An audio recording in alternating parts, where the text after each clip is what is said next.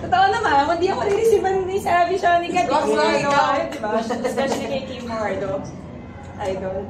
I think yung pagiging, yung lagi ko rin sinasabi na maging present talaga, ayun naman yung kailangan namin talagang i-remind, especially this game. Kasi sobrang hirap makakuha ng championship sa PBL.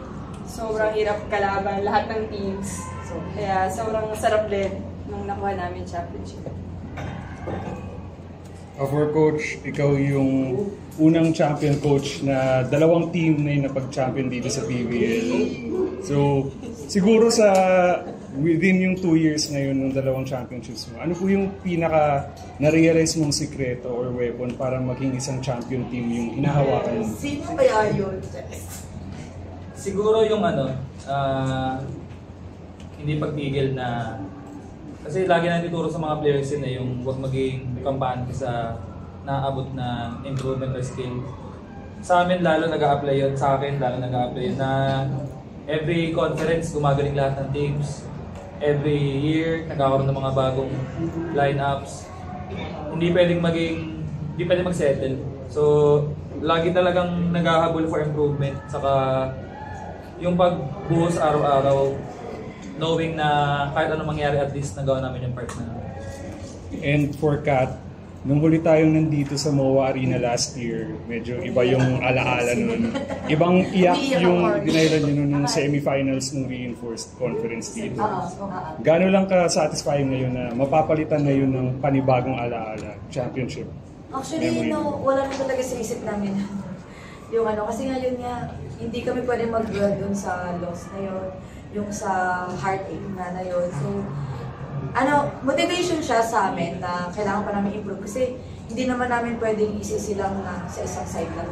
May kasalanan din kami na part-time. So, kailangan lang talaga namin i-improve yung sarili namin. Pero at the same time, masaya kasi parang yung maturity ng team talagang present ngayong game na to. So, yun talaga yung siguro naging key namin para makuha itong championship. And Bika, Coach Ramil, Coach Noel, nandiyan yung Lasal, on and off the court. So, gaano ka-inspiring yun for you na nag-reunite kayo and nakita niya na siguro after all these years yung bunga rin ng hard work?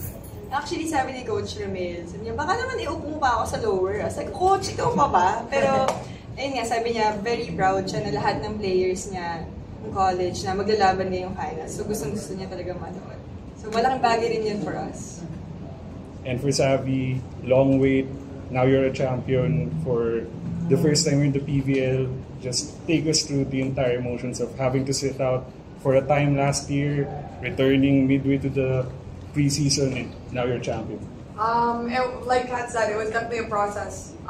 Even for me, I know they've been part of PLDT for longer than I have, but I feel like as well we started from the bottom. Not from the bottom, but felt like, we couldn't catch a break, semis, quarters, whatever it was. But I think it just goes to show, I know I've said this after semis too, but it just makes it feel so much better when you had to fight for it. So I'm glad that, we were able to show up tonight and do what we had to do. Kat, parang masasabi sa'yo kasi personally parang medyo hindi tayo pinalad nung nasa college ka and then parang first championship mo yata. Anong initial napakiramdam mo tapos gaano nito inalis yung dating hinahanap mo? Siguro siya, sa ngayon kasi hindi ko ma-explain kung yung nafe-feel ko talaga. Parang sobrang grateful lang talaga ako na naging part ako ng team na to na sila coach yung kasama ko, sa mga teammates ko. Sabi ko nga, sobrang proud na parang sila yung kasama ko na may suot itong t-shirt na to. So, yung journey kasi talaga hindi madali eh. Ang dami din talagang, yun nga, kasi lalo na sa babae, very emotional.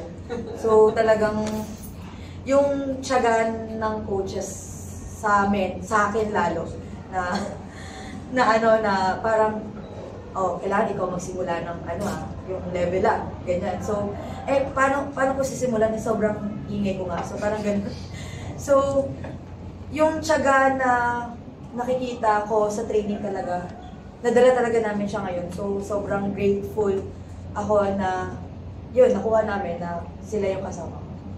Coach, sa'yo, gano'n ka fulfilling to? Kasi na-sweep nyo yung tournament, pero yung last 2 games mo, 5 sets.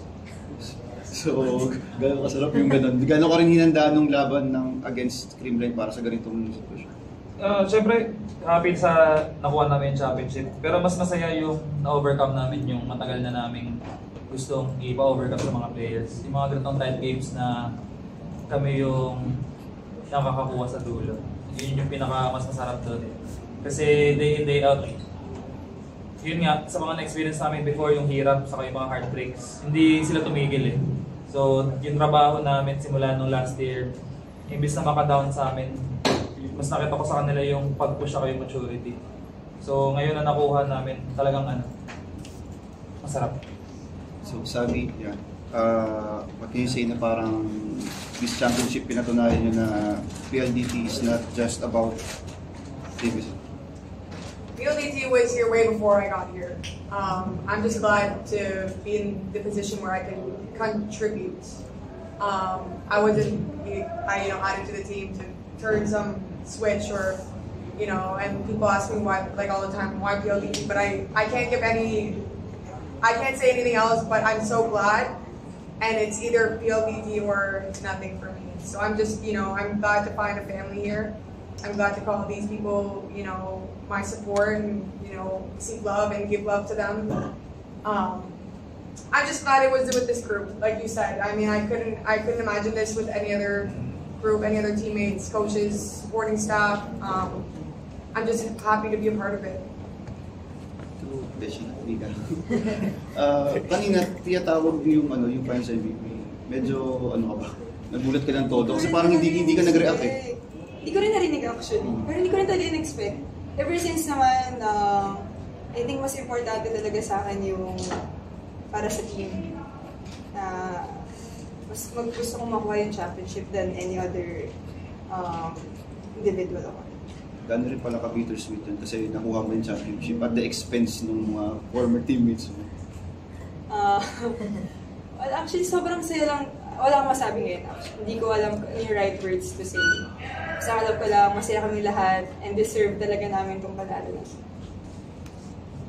Mika, bukod nga sa naging champion ng PLDT ngayon, this is actually PLDT's first podium finish and 8 different times, either 4th or 5th lang talaga. So, may tema talaga na sayang yung as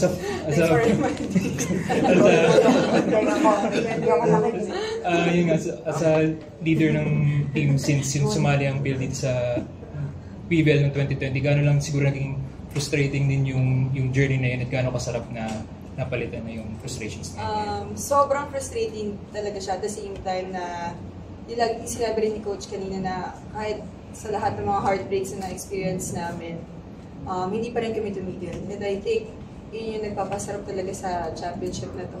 Kasi kahit yung nangyari the past few years, parang mas naging motivation pa sa amin yun. So, yeah. Thank you.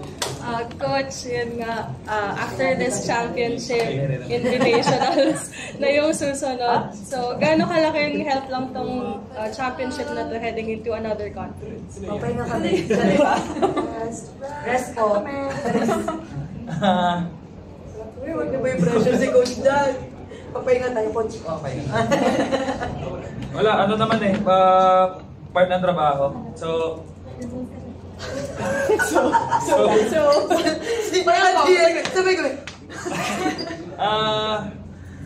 wala, ganun talaga. Celebrate today, tomorrow, pahinga. Tapos kita sa Thursday. Yay! Pawis lang. Super lang. Pero wala, kailangan... Ayaw niya sa musot. Basta, try Basta natin. yun.